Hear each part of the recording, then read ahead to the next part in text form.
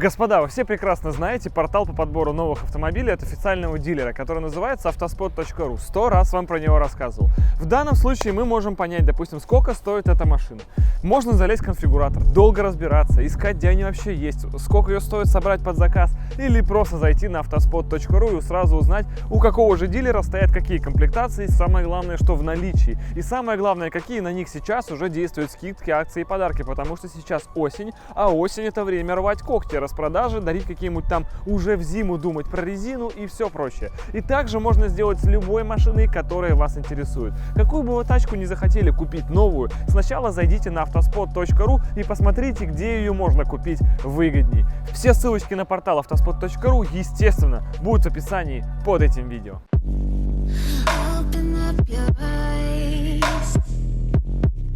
There's nothing on my body left to say. I tried 1,000 times. I tried to say I love you, but you didn't hear me. And you're passive aggressive. Convince me that the people, they don't care about me. And you're passive aggressive. You're passive aggressive. You're passive aggressive. Hey.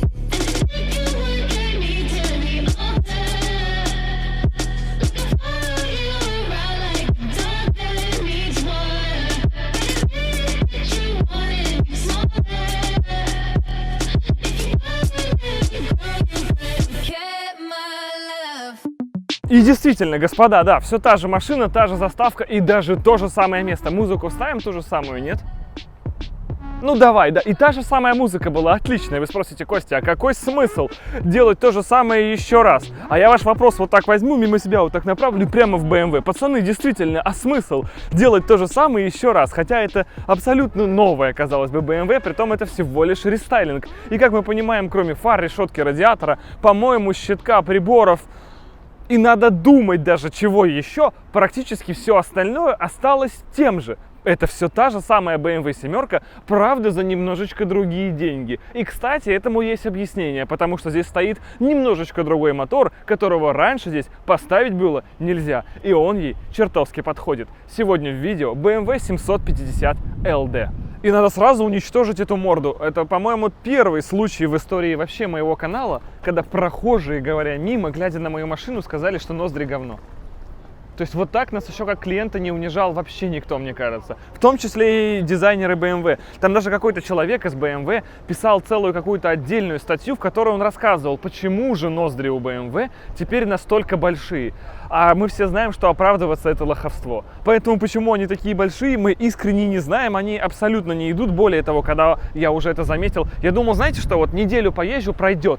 Типа привыкну, что на самом деле все ошибаются, и она так выглядит на фотографиях. Нет, она реально так выглядит всегда. И ты всегда охреневаешь от того, какие у твоей тачки занюханные вот эти всратый рестайлинг. По-другому, честно говоря, не сказать. Потому что когда у вас такая широкая морда, она становится близко к фарам. Ну, широкая решетка радиатора. Из-за этого вся морда визуально становится уже. Потому что решетка радиатора обычно идет от фары до фары на машинах, которые сами по себе узкие. Там просто по-другому это никуда не разместить. Здесь же так получилось от природы. И в итоге у нас вот такая хрень. И до сих пор никто толком не знает, зачем ее такую было делать. Вот до рестайлинг, ну реально лучше, пацаны. И нету никакого логического объяснения делать вот так. Поэтому мы сейчас специально еще возьмем специально широкоугольный объектив и вот так вот это снимем все. И вот это вот еще. Прямо вот это вот сразу мы поставим на превью к этому видео. И напишем, что рестайлинг, который вышел из-под контроля. Да, вот это на самом деле так и есть. Потому что он реально нельзя было логически это объяснить. Но они все почему-то именно это и именно так и сделали. А все остальное осталось как раньше или тоже хуже. А, там еще клюшка сбоку. Давай сюда зайдем. Короче, клюшка сбоку, вот это полная хрень тоже. В дорестайлинге здесь была клюшка, которая так красиво вдоль арки шла и сюда. Нет, мы решили, что просто по украденное у сына вот угольник, да, из школы, мы вот так сюда приложим, по нему обведем и сделаем так. Нету никакой логики в этом элементе дизайна. Поверьте, у меня 3 курса образования по графическому дизайну. Я вам хочу сказать по секрету, если кто не знал. Так вот, даже самый конченый прогульщик, как я, который закончил только 3 курса, знает, что по всем законам это не подходит к этому. Но мы теперь сделали это так, хотя раньше было лучше. Еще чуть изменили зеркала, говорят. Естественно, теперь другие бампера, которые эмошные. Естественно, другая оптика сзади, которая, в общем-то, более-менее, надо сказать, неплохо. И все. Если мы сейчас пойдем в салон, пойдем открывать эти двери, то кроме приборного щитка, возможно, каких-то микро-нюансов по компоновке, я даже боюсь вспомнить каких, не поменялось ничего. Даже планшет сзади, который стоит в подлокотнике, он такой же Samsung Galaxy Tab A, который вышел, если не ошибаюсь, 5 лет назад. А рестайлинг вышел в этом году. Но где-то нашелся склад, на котором лежит много этих планшетов, которые больше никто не покупает, кроме компании BMW. И они сюда его впихнули. Фиаско настигла машину даже в том моменте, где, казалось бы, его нет. Этот отличный, офигенный, богоподобный, по сути, ключ. Когда ты достаешь его среди друзей и начинаешь делать там вот это вот все разблокировки, запас хода, смотреть, тут, он реально сенсорный экран, в нем даже есть беспроводная зарядка. Чтобы зарядить этот ключ, не надо подсоединять к нему проводов. Это божественно. Как опция, он к этой машине уже идет. Он идет в базе, именно к 750-й. А к другой машине, если попроще комплектацию взять, за него нужно будет доплачивать какие-то реально серьезные деньги. Мне написали, что у него опасность перегрева, необходимо охлаждение. Допустим. Но в чем парадокс этого ключа? Когда это все вышло, а это опять же был, наверное, 16-й год, может быть даже конец 15-го, это было очень круто. Этот ключ прям реально доминировал, и вы думали, офигеть, просто насколько все это технологично и выглядит круто. На сегодня у каждого автопроизводителя, даже если вы купите машину за 2-3 миллиона, будет приложение, которое вы можете скачать на телефон, просто вот так вот. И здесь на гораздо более удобном, гораздо более крутом мониторе вы увидите гораздо больше опций, чем в этом ключе, который опционально стоит гораздо дороже, чем этот телефон, который у вас есть с собой. И вы в итоге не понимаете, что все это вроде круто, но оно не нужно. Это бессмысленно.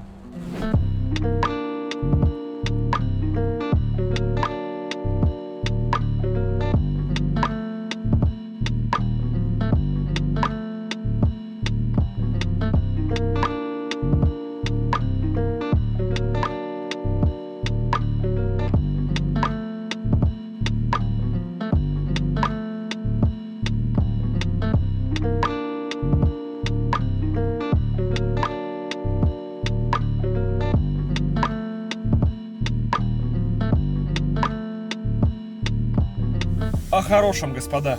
О том, в чем семерка, на мой взгляд, практически идеальна. Это ходовые качества. Есть много разных режимов. Спорт, комфорт, эко-про какой-то есть. Знать бы зачем он, адаптив и прочее. Прекрасно. Ничего против не имею. Я вам сразу скажу. Я в эту тачку всегда сажусь и нажимаю комфорт 2 раза. То есть первый раз, если она стояла в каком-то там адаптиве, вы переходите в комфорт и далее в комфорт плюс. И она превращается какой-то в водяной матрас. Причем, если мы сравниваем это с американцами, которые по умолчанию все водяные матрасы, то этот водяной матрас реагирует на руль так, как будто бы это спортивный автомобиль. Хотя, конечно, сейчас ни о каком спорте говорить не придется. Если мы будем резко идти в повороте, ее будет чуть ли не переставлять, там зад закидывать. Это прекрасно. Это семерка. Она тихая, она приятная, она вальяжная.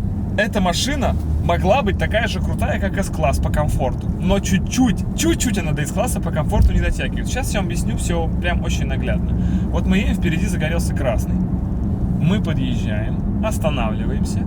И только владельцы сейчас S-класса поймут, что не так произошло в конце. И вот мы прямо вот даже еще прям вообще очень плавно остановились. И был кивок. Все, кто ценит S-класс, все знают, что это уникальная машина, в которой в конце, подъезжая к светофору, кивка практически нет или нет вообще. Здесь он все-таки есть. Этому способствует и система старт-стоп, которая есть, потому что в момент, когда вы останавливаетесь, еще и глушится двигатель сразу же. Соответственно, он снимается с передачи, и все это одновременно приводит к тому, что существует некий цок. В S-классе такого нет. И это нужно признать. Вот смотри, такая же справа, только дорест. Семерочки у нас и лонг тоже. Прям пацаны красавчики. Какой удивительный, да? Выезд у нас. Прям все вокруг нас сразу начинает крутиться. В остальном же, я бы сказал, если вам это не критично, как и мне, тачка просто топ. И что ж семерки круто, что помимо комфорта, помимо того, что вы можете всегда быть в режиме S-класса, вы можете нажать сейчас спорт. У нас есть спорт и спорт индивидуал. Спорт плюса здесь нет.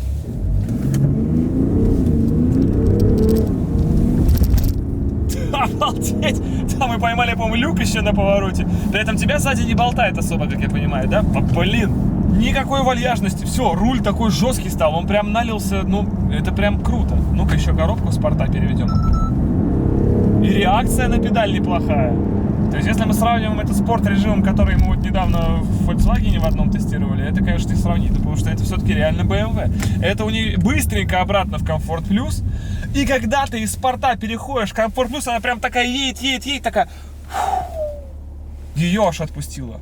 Настолько большая грань здесь между Comfort Plus и Sport, хотя Sport Plus здесь как такового не существует, а мы знаем, что в BMW, если бы это были более заряженные, был бы еще Sport Plus.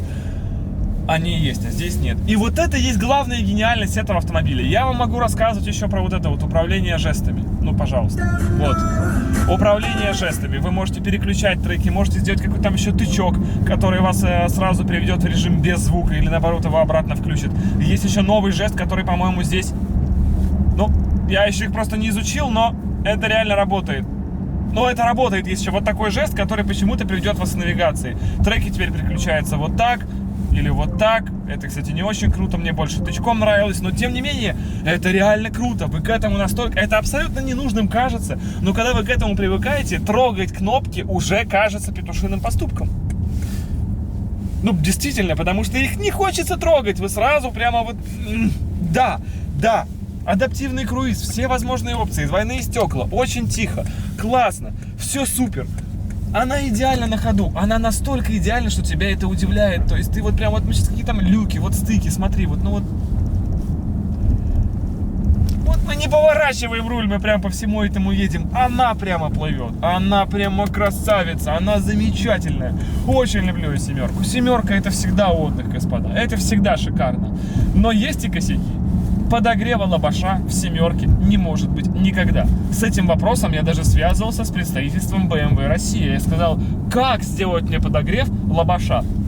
Смогу ли я в Германии заказать эксклюзивную комплектацию, где будет подогрев лобового? Нет, это забанено на уровне BMW в мире. Никогда не может быть здесь подогрев лобаша. В представительстве мне ответили, что он тебе не нужен, потому что ты должен, по идее, ездить с водителем. Но это BMW. Эта машина не только для того, чтобы ездить с водителем. На этой машине у меня есть Sport Plus. У меня в Гольфе тоже нет. Да, и у тебя в Гольфе нет. А у меня в Рапиде, вернее не у меня, а у подписчиков в Рапиде за 1 100 000 есть. А в Весте за 900 есть. А здесь за 12 нет. Да? И невозможно никогда. Омыватель камеры заднего вида невозможен здесь никогда. И с одной стороны, казалось бы, это проблема водителя, но с другой стороны, это фишка, которая ну никак не помешает. А омывателя камеры заднего вида здесь нет. Также здесь нету... Че я еще бомбил? Ну, панорама, да, такое себе условно. То есть сверху смотришь панораму, а здесь ты понимаешь, что это просто люк и маленький люк, и они не работают. А если ты попытаешься его открыть, то как бы откроется он очень, честно говоря, печально, прямо совсем печально. Как она едет замечательно. То есть вот это все, что он открылся. То есть, ну давай я вам покажу вот так вот. Вот так вот. Вот так открылся люк, пацаны. Вот это вот люк, это панорама, это что, блядь? Это BMW. И опять был кивок в конце, потому что да, ты кивок в конце чувствуешь? Не помогает здесь то, что с водителем ездишь, потому что эта машина, ну, можно ездить с водителем, бесспорно, все круто, но она и для водителя самого, то есть ты сел за руль, и у тебя все в полном порядке, не чувствуешься ты прямо, что где-то твой должен быть хозяин. Руль у нас, смотрите, какой, у нас типа или гидроэлектрический, или полностью электрический. Чего же еще нет? Нету, мать его, здесь обычного USB. Если я куплю сейчас эту тачку, мне придется менять все свои провода. USB здесь есть один, в который вставляется флешка. Если ты сюда вставляешь флешку, тебе больше при этом не закрыть вот эту штуку, которая здесь. И она эту флешку хочет выломать. Класс. Или обычные гнезда перекуривателя, в которую ты уже вставляешь зарядник для телефона, в котором будет обычный USB, чтобы тебе не менять все свои провода. Все остальное здесь, розетки сзади, розетки, они везде уже Type-C. Нету его здесь. Шикос, то, что надо. Но есть беспроводная, в принципе, нафиг она нужна, когда уже штатная беспроводная. Еще чего-то нет. Розетки 220 вольт здесь также нет, за 12 миллионов. Могла быть на самом деле. Прикуривателя в багажнике здесь также нет. И все говорят, капец, Костя, какая важная фишка прикуриватель в багажнике. Нахрен он тебе усрался? Это машина, чтобы ездить с водителем. Здесь есть лючок для лыж. Здесь, твою мать, есть лючок для лыж. То есть я должен здесь ехать так, чтобы у меня оттуда сзади еще торчали гребаные лыжи. Это считается нормальным. И то, что в багажнике у меня при этом нет прикуривателя, а если я еду на своих гребаных лыжах, я богатый человек, у меня может быть с собой что? Квадрокоптер, у меня может быть с собой экшн-камеры, у меня хилилиард всего может быть с собой, и его в том числе гораздо удобнее заряжать, вашу мать, в багажнике. Но этого здесь не будет, зато у меня есть лючок для лыж, который обосраться как мне нужен просто здесь. А я как блогер, например, очень хочу сзади именно то, а не лючок. Хотя сзади, когда у меня раньше были рельсы, он... Массажа у правого переднего сиденья по-прежнему нет. Подогрев руля, переехал на руль, кнопка, это хорошо. Зато у нас есть щель для дисков, зато у нас есть, ебаную мать. Мы вместо обычного USB вставили Type-C, потому что он дохуя современный, а USB уже ни у кого нет. Диски, пиздец, у всех есть. У каждого просто есть дома ебучие диски, видимо, которые он постоянно здесь слушает. DVD, да? DVD, давай посмотрим DVD. Охуеть, конечно. Мы сейчас все будем сидеть и ездить, смотреть это ебаное DVD, которое даже не знаю, где купить. Но при этом обычного USB, который был позже, чем появилась ваша DVD, здесь нету. Схерали. Потому что это технологии. Вот, ну чем они думают? Я не знаю, короче. Непостижимы некоторые моменты. Но это не важно. Впрочем, это не важно. Это просто вот делаешь так и едешь. Да классная тачка. Сейчас у меня на приборке, вот с этой всей нашей ездой, средний расход 9,9. 9,9. Это практически максимальный. Обычно, как я езжу просто вот в комфорт плюсе и плюс немного трассы, у меня 8. А теперь гляньте, что она вытворяет до сотки. Спорт. Коробка в спорт. Мы просто стоим и лонч.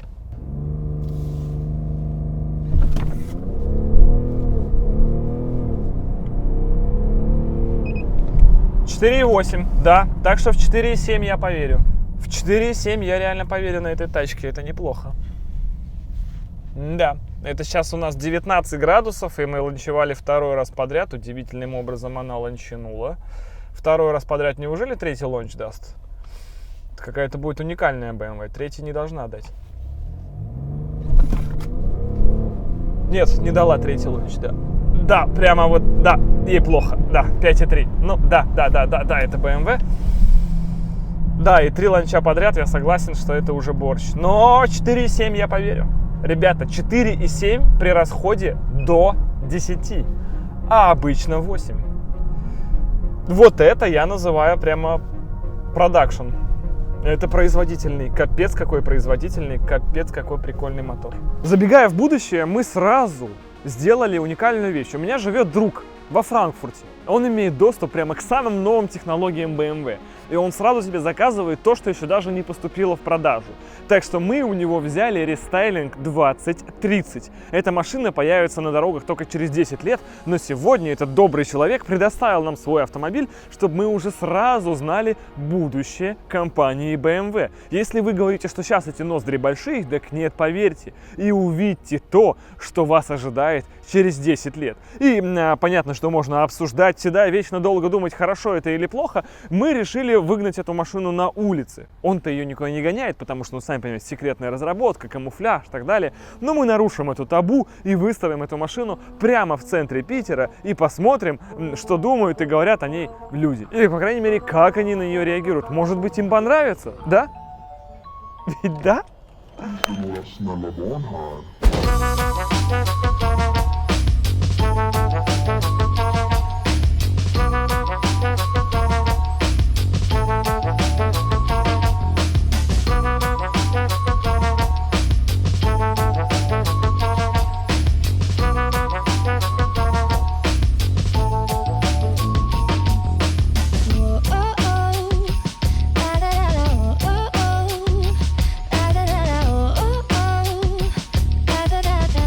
Make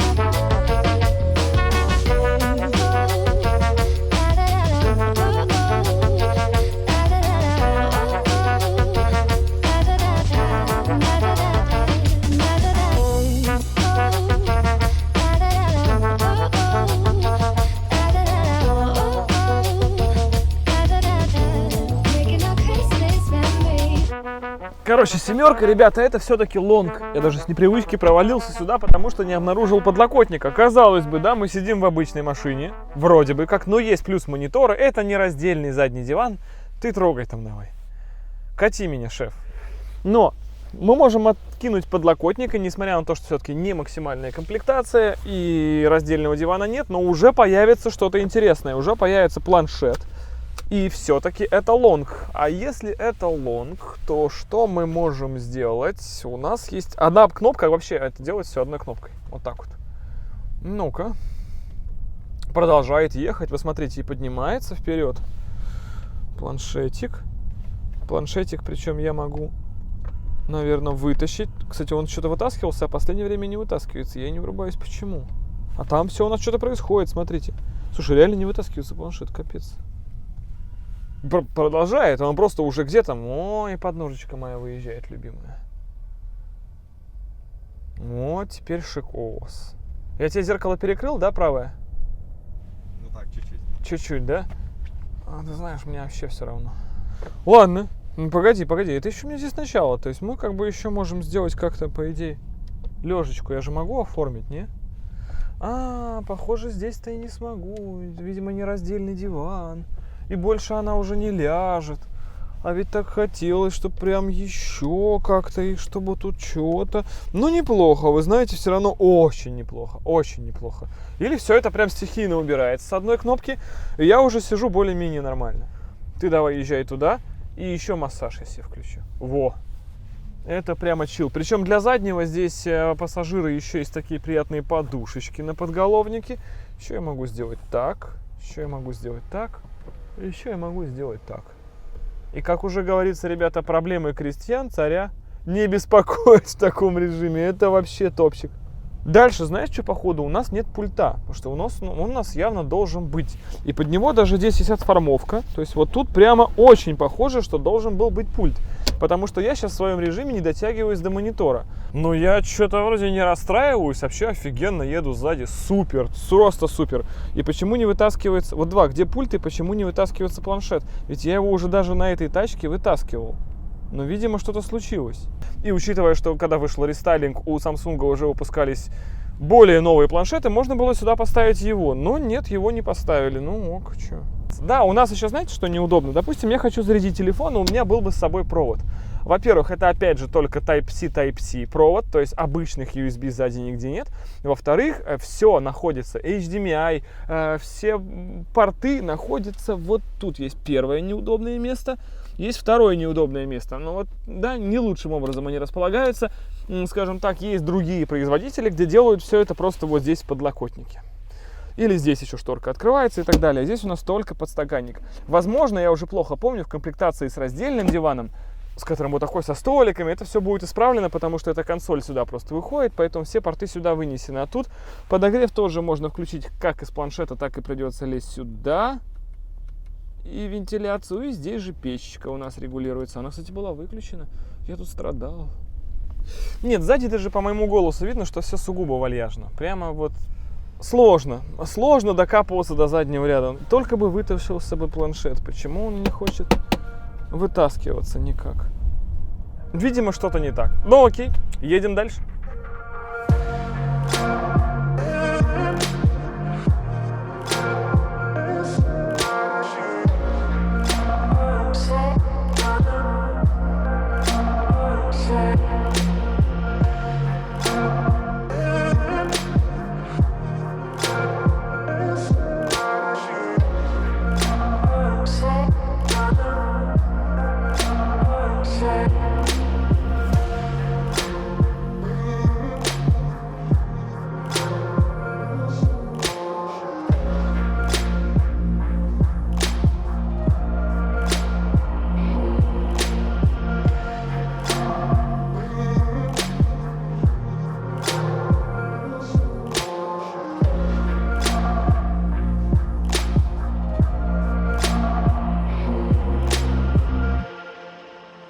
В итоге, господа, BMW 7 все та же классная, а может даже еще лучше, чем была, исключая, конечно, внешний вид, который придется далеко всем не по вкусу. И самое главное, этот новый двигатель, которого раньше здесь не было. Это 4-турбинный, 3-литровый, безумный дизель, который толкает эту машину быстрее, чем X5 M50D. При этом никаких шильдиков M на него нет.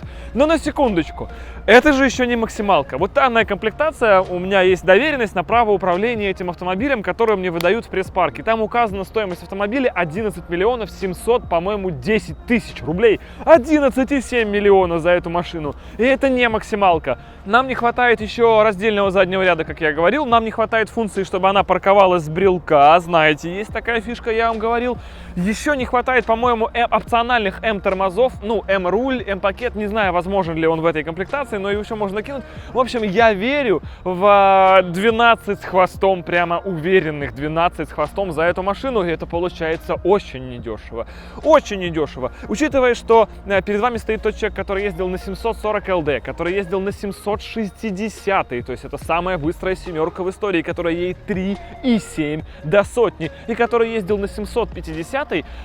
Есть такая фишка, как кинематика этой подвески. Вы не чувствуете этого разгона. Сегодня это отметил и Владислав, оператор, который ездил. Ты вот чувствовал, что она прям валит капец, когда сотки? Ну, пинок на первый и все. Дальше все спокойненько. То есть нет этого дикого драйва, хотя это было 4,7. Эти же 4,7 на SVR, ты... Вот, тебя просто всего... Что... Вот это круто. На 760 и то же самое. Ты не чувствуешь этого разгона. А 740 LD со всем этим жиром может вписаться в десятку. И мой вывод, что я бы взял 740-ю на полном фарше, а 750-я для тех, кто хочет реально быть всегда самым быстрым. Кому ну реально нужны эти 4,7. Для всех остальных сильно дешевле подойдет 740-я. Ничем она этой тачки не хуже. Да, в ней не 400 сил будет, там типа 300. Но расход у нее такой же, и шум у нее такой же и так далее. То есть, в общем, ребята, это такой нишевый продукт, однако многим, чисто из-за статусности этого разгона, он придется по вкусу. В любом случае, семерка — это офигенная тачка, с которой я бы с удовольствием остался по жизни, если бы зимой она не превращалась в тыкву за городом. Это факт. Наверное, расскажу уже об этом отдельно на стрим-канале про все злоключения зимой, которые с семерками постоянно. И почему люди берут вторые машины с семеркой вместе, чтобы ездить на них зимой, а эту на зиму ставят в гараж. Ну камон, ну камон. Спасибо вам огромное, что смотрели. Удачи вам и пока.